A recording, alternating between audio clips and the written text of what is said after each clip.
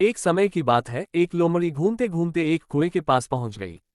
कुएं की जगत नहीं थी। उधर लोमड़ी ने भी इस ओर ध्यान नहीं दिया। परिणाम ये हुआ कि बेचारी लोमड़ी कुएं में गिर गई। कुआं अधिक गहरा तो नहीं था, परंतु फिर भी लोमड़ी के लिए उससे बाहर निकलना संभव नहीं था। लोमड़ी अपनी पूरी शक्ति लगाकर कुएं से बाहर आने के लिए उछल रही थी, परंतु उसे सफलता नहीं मिल रही थी।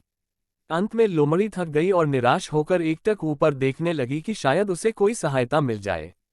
लोमड़ी का भाग्य देखिए, तभी कुएं के पास से एक बकरी गुजरी। उसके कुएं के भीतर झांका तो लोमड़ी को वहां देखकर हैरान रह गई।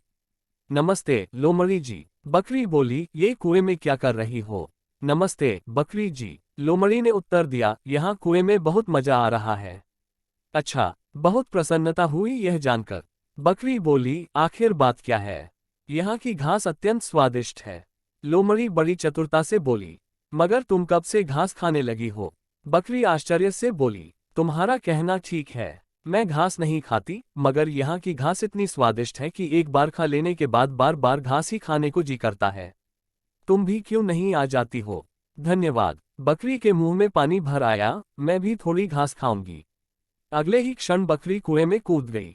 मगर जैसे ही बकरी कुएं के भीतर पहुंची, लोमड़ी बकरी की पीठ पर चढ़कर ऊपर उछली और कुएं से बाहर निकल गई।